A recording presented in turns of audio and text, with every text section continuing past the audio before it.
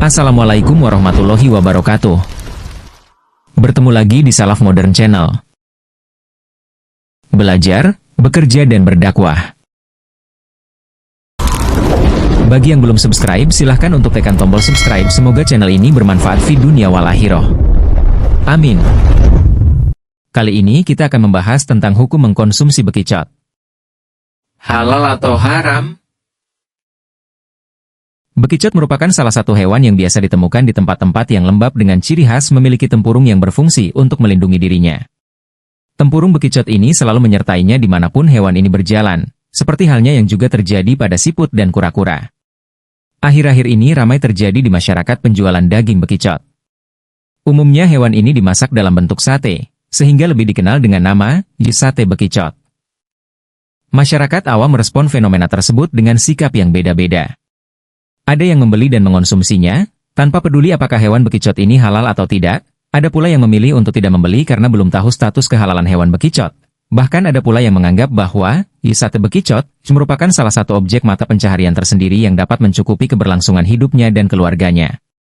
Sebenarnya, halal atau haramkah mengonsumsi bekicot menurut hukum Islam? Bekicot dalam istilah Arab biasa dikenal dengan nama halzun. Hewan ini oleh para ulama dikategorikan sebagai hewan yang menjijikan, mustahbas, sehingga termasuk hewan yang tidak halal alias haram. Hal demikian seperti yang dijelaskan dalam kitab Hayat Al-Hayawan Al-Kubra. Halzun membiasakan hidup di dalam tempurung yang keras. Hewan ini dapat ditemukan di pinggir lautan dan di tepi sungai.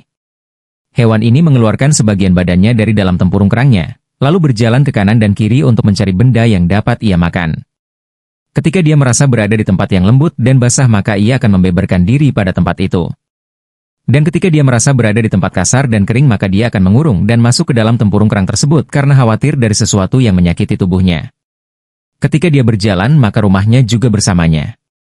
Hukum mengonsumsi hewan ini adalah haram, karena hewan ini dianggap hewan yang menjijikan, menurut orang Arab. Syekh Kamaluddin Ed-Damiri, Hayat Al-Hayawan Al-Kubra, Juz 1, Hal 234.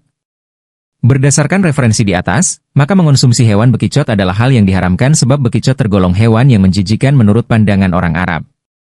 Sehingga meskipun sebagian orang ada yang menganggap bekicot sebagai hewan yang normal untuk dikonsumsi dan dianggap tidak menjijikan, maka penilaiannya sama sekali tidak mempengaruhi terhadap keharaman mengonsumsi hewan bekicot secara umum.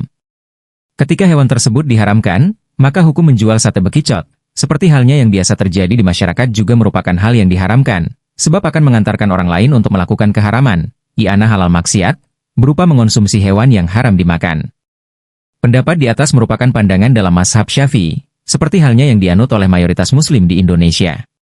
Sedangkan ketika menelisik status daging bekicot dengan berpijak pada mazhab lain, rupanya masih terdapat ulama yang berpandangan bahwa bekicot bukanlah hal yang diharamkan, misalnya seperti dalam pendapat Imam Malik seperti yang dikutip dalam kitab Al-Mudawanah Al-Kubra. Imam Malik pernah ditanya tentang hewan yang ditemukan di tanah Maghrib, Maroko, biasa disebut dengan halzun. Hewan ini biasa berada di hutan belantara dan bergantungan pada pepohonan.